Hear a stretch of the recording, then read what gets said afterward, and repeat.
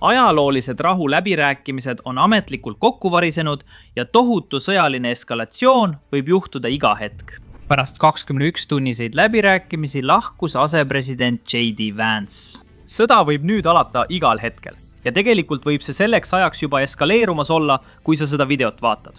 Vaatame, mis juhtus ja kus asjad valesti läksid. Nagu mõned teist juba teavad, käisid läbirääkimised kogu reede öö ja praktiliselt terve laupäeva. Siis tehti paus ja meil oli teated, et mõlemad pooled vajasid lihtsalt puhkust ning jätkavad järgmisel hommikul. Aga siis pidas asepresident J.D. Vance ootamatu pressikonverentsi ja tuli lagedale sellise pommuudisega. Kuulake, mida ta ütles. Mis iganes läbirääkimiste puudused olid, see polnud pakistanlaste süü, kes tegid suurepärast tööd ja tõesti püüdsid aidata meil ja iraanlastel erimeelsusi ületada ja kokkuleppele jõuda. Oleme nüüd sellega tegelenud juba 21 tundi ja meil on olnud mitmeid sisulisi arutelusid iraanlastega. See on hea uudis. Halb uudis on see, et me pole kokkuleppele jõudnud ja ma arvan, et see on halb uudis Iraanile palju rohkem kui Ameerika Ühendriikidele. Nii et me läheme tagasi Ameerika Ühendriikidesse ilma, et oleksime kokkuleppele jõudnud. Me oleme väga selgelt välja öelnud, mis on meie punased jooned, milles oleme valmis neile vastu tulema ja milles me ei ole valmis vastu tulema. Ja me oleme seda nii selgelt väljendanud kui võimalik ning nemad on otsustanud meie tingimusi mitte vastu võtta. Nüüd, läbirääkimiste käigus ei lekkinud eriti palju infot selle kohta, kuidas need edenevad. Isiklikult arvan, et see oli positiivne märk. Ma arvasin, et nad teevad edusamme, seega ei lekkinud midagi välja. Aga aeg-ajalt siiski lekkis natuke infot ja üks neist viitas sellele, et läbirääkimised võivad tegelikult kesta veel mitu päeva. Tegelikult ütlesid Pakistani ametnikud juba enne läbirääkimiste algust, et nad ootavad, et kõnelused kestavad esmaspäevani, võib-olla isegi teisipäevani. Ja tead mis? Täpselt 30 minutit enne Vance'i pressikonverentsi andis Iraani valitsus välja avalduse, et võtame ööseks pausi, kuid jätkame kõnelusi pühapäeval. Ja just sellepärast väldin ma Iraani meedia avaldatu vahendamist, sest 99,9% ajast nad lihtsalt mõtlevad asju välja. Ja 30 minutit pärast seda Iraani avaldust ütles Vance sisuliselt, et Iraan ei aktsepteeri ühtegi Ameerika punast joont, seega on kõnelused katkenud. Siis hakkasid kõik väga kiiresti tegutsema. 15 minuti jooksul pärast selle pressikonverentsi lõppu olid mõlemad pooled juba teel lennujaama ja nad olid juba õhus. Tegelikult ei ole meil palju üksikasju selle kohta, mis läks läbirääkimistel valesti, kuid J.D. Vance vastas mõnele küsimusele. Kuulame, mida tal öelda oli. Nad lükkasid siin tagasi. Kas saate aidata meil sellest veidi paremini aru saada? Ma ei hakka kõiki detaile avalikustama, sest ma ei taha avalikult läbi rääkida pärast seda, kui me 21 tundi privaatselt läbirääkimisi pidasime. Aga lihtne tõsiasi on see, et me vajame selget kinnitust, et nad ei püüa hankida tuumarelva ega ka vahendeid, mis võimaldaksid neil kiiresti tuumarelvani jõuda. See on Ameerika Ühendriikide presidendi põhieesmärk. Ja just seda oleme püüdnud nende läbirääkimiste kaudu saavutada. Nende tuumaprogramm, mis see ka poleks, ning rikastamisrajatised, mis neil varem olid, on hävitatud. Aga lihtne küsimus on, kas me näeme iraanlaste poolt põhimõttelist tahet mitte arendada tuumarelva? Mitte ainult praegu, mitte ainult 2 aasta pärast, vaid ka pikaajaliselt. Me pole seda veel näinud. Loodame, et näeme. Mõned inimesed väidavad, et Iraan on juba öelnud, et nad ei kavatse tuumarelva ehitada. Kuid see pole see, mida Ameerika Ühendriigid otsivad. Ja selle põhjuseks on see, et Iraan on juba näidanud, et nad on valmis avalikkusele valetama. Nad ütlesid, et nad ei taha tuumarelvi, kuid rikastasid oma uraani 60%-ni. Sellise tasemeni ei rikastata, kui soovitakse ainult tuumaenergiat. Sa rikastad seda siis, kui tahad ehitada tuumarelva. Ja just sellepärast on Ameerika Ühendriigid survestanud Iraani kohustuma oma territooriumil uraani üldse mitte rikastama. Tegelikult pakkusid Ameerika Ühendriigid enne sõja algust Iraanile isegi piiramatult rikastatud uraani nende tuumaelektrijaamade jaoks tasuta. See tähendab, et Iraan ei oleks pidanud midagi ostma ega tootma. USA oli valmis kõik kulud katma ja ainus asi, mida Iraan pidi tegema, oli mitte ehitada ühtegi rikastamistehast Iraani territooriumile. Iga mõistlik riik, kes tahtis oma kodanikele lihtsalt tuumaenergiat, oleks selle pakkumise vastu võtnud, sest see tähendas sisuliselt tohutut allahindlust tuumaenergia tootmisel. Aga ei, Iraan ütles ei. Ja selle põhjuseks on üsna lihtne. Iraan ei taha rikastamist tuumaenergia jaoks. Nad tahavad seda selleks, et saaksid maailma edasi šantažeerida. Just sellepärast ongi nad juba uraani 60%-ni rikastanud. Nad tahavad seda läbirääkimisteks survevahendina. Ja nende survevahend ongi põhimõtteliselt see, et Iraan ütleb, kuulge, andke meile mida tahame või me ehitame tuumapommi. Ja just sellepärast see sõda algaski. Ja nüüd, kui sõda juba käib, surub USA veelgi tugevamalt peale. 0 rikastamist. Ja tõenäoliselt nõuab Ameerika Ühendriigid ka seda, et Iraan loobuks 400 kilogrammist ehk 900 naelast rikastatud uraanist, mille Iraan on kusagile tuumarajatisse peitnud. Siin tuleb mängu vaatenurk. USA ei arva, et ta kaotab seda sõda. Ja Iraan samuti ei arva, et ta kaotab seda sõda. Kuigi Iraani ülemjuht on surnud, Iraani ametnikud on surnud, Iraani merevägi on hävitatud, Iraani õhuvägi on hävitatud. Nad ei kontrolli isegi oma õhuruumi. Kuid sellest hoolimata ei arva Iraani ametnikud praegu, et nad kaotavad seda sõda. Ja sellepärast ei ole nad tegelikult valmis oma seisukohta muutma võrreldes ajaga enne selle sõja algust. Nii et praeguse seisuga tundub, et vähemalt selles küsimuses saab olema väga raske läbi rääkida. Nüüd muidugi, nagu mõned teist juba teavad, ei ole see ainus vaidluspunkt. On ka teisi küsimusi. Kuulame nüüd teisi küsimusi, millele Vance vastas. Need on väga lühikesed, nii et ma tahan kuulata kogu asja. Kuulake. Jen. Kas mingis küsimuses oli raamistik?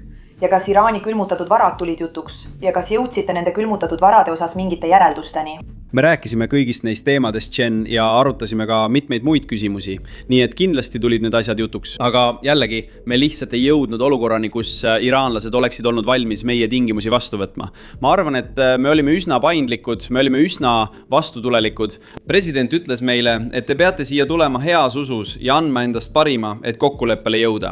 Me tegime seda. Ja kahjuks me ei suutnud mingit edu saavutada. Preston. Härra asepresident, kui tihti te suhtlesite president Trumpiga läbirääkimiste ajal?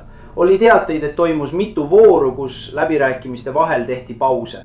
Kui tihti te suhtlesite presidendiga nende voorude ajal ja mida ta ütles, kui te nende läbirääkimistega tegelesite, mis teie sõnul ebaõnnestusid? Jah, ilmselgelt me rääkisime presidendiga pidevalt. Ma ei tea, mitu korda me temaga rääkisime. Tosin korda viimase 21 tunni jooksul. Me rääkisime ilmselgelt ka Admiral Cooperiga, Pete'iga, Markoga, kogu riikliku julgeoleku meeskonnaga. Me rääkisime mitu korda ka Scott Bassiniga. Nii et me olime pidevalt meeskonnaga ühenduses, sest me pidasime läbirääkimisi heas usus. Ja me lahkume siit väga lihtsa ettepanekuga, mõistmise viisiga, mis on meie viimane ja parim pakkumine. Näeme, kas iraanlased selle vastu võtavad. Aitäh! Kogu see pressikonverents kestis umbes 4,5 minutit. Ja ma arvan, et see võib olla maailma rekord kõige lühema asepresidendi pressikonverentsi kohta ajaloos. Nüüd, lõpus kinnitas Vance samuti, et USA oli oma uutes tingimustes väga paindlik. Minu arvates puudutab see paindlikkus Iraani ballistiliste rakettide programmi. Teate, alates läbirääkimiste algusest kuni praeguseni on USA nõudmised seoses selle ballistiliste rakettide programmiga tegelikult leebemaks muutunud.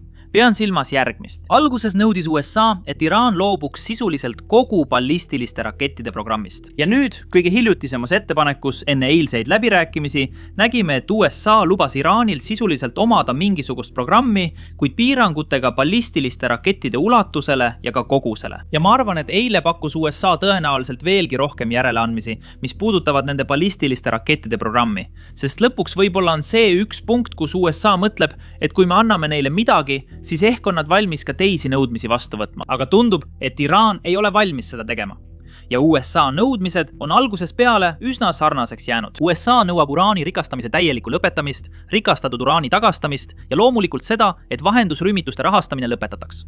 Nüüd, viimane nõudmine ongi täpselt see, mille kohta meil tegelikult puudub igasugune teave. Me ei tea, kas USA pakkus vahendusrühmituste rahastamist puudutavas nõudmises mingeid järeleandmisi, aga ma arvan, et saame sellele vastuse pühapäeval. Praegu salvestan ma laupäeva hommikul, nii et kogu info, mis meil on, pärineb sellest pressikonverentsilt, mille Vance just andis. Veel üks huvitav asi selle pressikonverentsi juures oli see, et Vance ei teinud ühtegi kommentaari Hermusi väina kohta. Ja me teame, et sellest räägiti, sest Iraani asevälisminister kinnitas seda oma avalduses. Vaadake ise. Enne kui me avalduse juurde läheme, kiire meeldetuletus kõigile uutele. Kindlasti vajutage allpool olevaid meeldib ja tellimisnuppe. See aitab meil algoritmis paremini silma paista ja aitab ka teil meie tulevasi videoid vaadata. Nii ei pea te lootma, et algoritm neid teile avalehele näitab. nüüd vaatame seda avaldust. See on üsna pikk avaldus ja sisuliselt ei ütle see mitte midagi. See on nagu palju sõnu, aga tegelikult mingit infot ei anta. Kuid 4. lõigus kinnitab ta, et arutelusid peeti erinevate teemade üle, sealhulgas Hormuse väina kohta. Nüüd me teame, et Iraan tahab hoida väina enda kontrolli all. Kuid ükski riik maailmas, eriti mitte Araabia riigid, kes asuvad otse Pärsia lahe ääres, ei nõustuks sellega. Miks peaksid Saudi naftatankerid maksma Iraanile tasu, kui Saudi Araabia asub otse teisel pool väina? Miks peaksid Katari, Kuveidi või Iraagi tankerid maksma Iraanile tasu? Sellel pole lihtsalt mingit mõtet. Ja tead mis? Isegi Iraan teab seda. Nad tahavad ilmselt ajutist kontrolli või midagi muud vastutasuks, sest Iraan teab, et USA ei maksa selle sõja eest mingit hüvitist. Nii et nad loodavad, et see teemaksu idee on nende viis raha tagasi teenida, et kahjusid katta või võib-olla isegi maksta nende ballistiliste rakettide eest, mis selle sõja ajal hävitati. Aga ma olen väga skeptiline, et Iraan tegelikult selles osas midagi saab. Tõenäoliselt sellepärast Vance isegi ei maininud seda ega andnud pressikonverentsil selle kohta mingit infot. Ja tead mis? Kui Iraan jätkab Hormuzi väina ohtlikuks muutmist ka pärast seda sõda, siis ootab teda sõda paljude teiste riikidega üle maailma, sealhulgas ka Pärsia lahe riikidega. Nüüd edasi liikudes, nagu te kuulsite selle pressikonverentsi küsimuste-vastuste lõpus, kinnitas J.D. Vance, et Iraanil on nüüd USA ettepanek. Tal on USA punased jooned. Nad võivad selle kas vastu võtta või mitte. Ma ei ole päris kindel, mida see tähendab. Kas see tähendab, et sõda on nüüd alanud või tähendab see, et ootame 2 nädala pikkuse vaherahu lõppu ja siis algab sõda? Sest see saab ilmselt olema väga huvitav kõigi nende Iraani juhtide jaoks, kes tulid nendele läbirääkimistele. Ma olen kindel, et USA luure ja USA droonid jälgivad nende liikumist kohe, kui nad Iraanis maanduvad. Ja pea meeles, just nii me saimegi Ali Larazani, Iraani eelmise de facto juhi kätte. Ta tuli välja selle suure paraadi jaoks, kurdide paraadi jaoks, ma arvan. Ja siis paar päeva hiljem tabas rakett täpselt seda kohta, kus ta peidus oli. USA suutis tema liikumist jälgida, sest ta tuli selle suure paraadi jaoks välja. Ja põhimõtteliselt tegid need Iraani juhid sama. Nad olid peidus, aga tulid välja läbirääkimisteks. Nad ei tahtnud midagi vastu võtta, mida USA pakkus. Ja nüüd saavad USA ja Iisraeli luure täpselt jälgida, kuhu nad tagasi peitu lähevad. Ma olen kindel, et see on asi, mille pärast nad on väga mures. Nüüd, eile toimus veel üks oluline areng. Pentagoni kinnitusel läksid USA sõjalaevad tõepoolest Hormuzi väina ja tulid sealt tagasi välja. Nad viibisid Pärsia lahes paar tundi ja seda hoolimata sellest, et Iraani väed hoiatasid USA sõjalaevu, öeldes, kuulge, me ründame. Aga USA ei lasknud end hirmutada ja tegelikult ei juhtunud midagi. Me rääkisime sellest eile, kuid nüüd on meil rohkem üksikasju selle kohta, mis toimus. Ja me teame täpselt, kuidas vestlus USA sõjalaevade ja Iraani vägede vahel kulges. Meil on täpsed tsitaadid. Vaatame seda. Kui USA laev sisenes, edastasid Iraani väed raadiosõnumi ühele hävitajale ja ütlesid, see on viimane hoiatus. See on viimane hoiatus. Siis vastas USA laev öeldes, läbipääs toimub vastavalt rahvusvahelisele õigusele. Me ei soovi teid provotseerida ja ma kavatsen järgida meie valitsuse vaherahu reegleid. Ma arvan, et Iraani väed uurisid USA ajalugu, sest nad teadsid, et USA sõjalaeva tulistamine oleks olnud üsna kindel viis seda sõda eskaleerida millekski, mida Iraan ei saaks endale lubada. Tegelikult pole Iraanil muidugi võimekust USA sõjalaeva uputada. Kogu selle aja jooksul on Iraan hävitanud tsiviillaevu. Need laevad ei suuda end kaitsta. USA sõjalaevaga on asi teisiti ja Iraan teadis oma piire. Sellepärast ei juhtunudki tegelikult midagi. Lisaks sellele, kui keskväe juhatus kinnitas seda teekonda, kinnitasid nad ka, et on alustanud Iraani miinide eemaldamist allveedroonidega. Siin on rohkem üksikasju. Kuulake edasi. USS Michael Murphy ja USS Frank E. Peterson otsivad Iraani miine, hüüdes samal ajal luua selget ja turvalist teed. Järgnevatel päevadel kasutatakse ka allveedroone. Praegu peetakse Hormuzi väina väga ohtlikuks, kuna New York Timesi andmetel ei pruugi Iraan olla suuteline täielikult tuvastama, kuhu Iraani režiim võib olla miinid paigutanud. CENTCOM kirjutab. Täna alustame uue läbipääsu loomise protsessi ning jagame seda turvalist teed peagi merendussektoriga, et soodustada kaubanduse vaba liikumist. Alates teisipäevasest relvarahust on väinast läbi sõitnud veidi üle 10 laeva, kuid see on vaid murdosa tavapärasest arvust. Iraani blokeering on põhjustanud mitmeid ülemaailmseid probleeme, sealhulgas reaktiivkütuse puuduse. president Trump üritab isegi tühje naftatankereid USA-sse meelitada, kirjutades, et tohutul hulgal täiesti tühje naftatankereid, mõned maailma suurimad, on praegu teel Ameerika Ühendriikidesse, et laadida peale maailma parimat ja puhtaimat naftat ja gaasi. Meil on rohkem naftat kui 2 järgmisel suurimal naftamajandusel kokku ja kvaliteet on parem. Me ootame teid. Kiire teenindus, president Donald J. Trump. Nüüd tahan teile näidata kaarti kõigist tankeritest, mis suunduvad Ameerika Ühendriikidesse.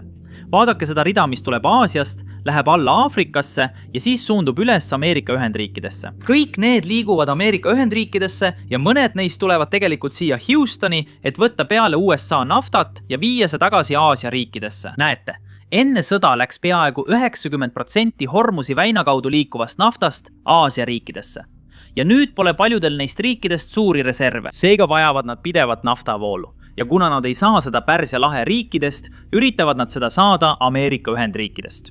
Nüüd, kui läbirääkimised on ebaõnnestunud, ei tea me täpselt, kui kaua läheb aega, enne kui Hormusi väin taas avaneb. Sest pidage meeles, see ei puuduta ainult USA sõjalaevade sisse ja väljasõitu. See puudutab seda, kas tankerite, nende kaptenite ja ettevõtete jaoks on Hormusi väin piisavalt turvaline, et nad saaksid tankerid uuesti sisse saata ja sealt välja tuua. Kuni nad end turvaliselt ei tunne, on Hormusi väin sisuliselt suletud. Isegi kui iraanlastel tegelikult puudub võime tankereid rivist välja lüüa. Nii et see on midagi, mida peame ootama ja vaatama. Olen kindel, et pühapäeval saame rohkem teavet selle kohta, mis läbirääkimistel juhtus, millised olid teised vaidlusküsimused ja kõik sellega seonduv. Nii et kindlasti vajutage allpool tellimisnuppu ja ma annan teile kogu uue teabe kohe, kui see mul olemas on. Minu nimi on Sam ja kohtume järgmises videos. Sa vaatad seda videot, mis tähendab, et sa juba tead, et Iraan on keeruline. Aga mida sa võib-olla ei tea, on see, miks see nii on läinud. Ja see lugu algab enne 1979. aastat. See algab enne islami revolutsiooni. Ja tead mis? Me panime just kokku mitmeosaline taskuhäälingu sarja nimega Searching History, mis juhatab siin kogu sellest loost läbi. Alustades Qajaride dünastiast, mis valitses Iraani 1900. aastate alguses. Esimesed 2 osa on juba avalikud ja saad neid kohe vaadata. Nii et kui oled keegi, keda huvitab Iraani ajalugu ja kuidas me siia jõudsime, siis saad vaadata meie taskuhäälingu sarja klõpsates kirjelduses oleval lingil või otsida lihtsalt Searching History ükskõik millisest rakendusest, kust oma taskuhäälinguid kuulad.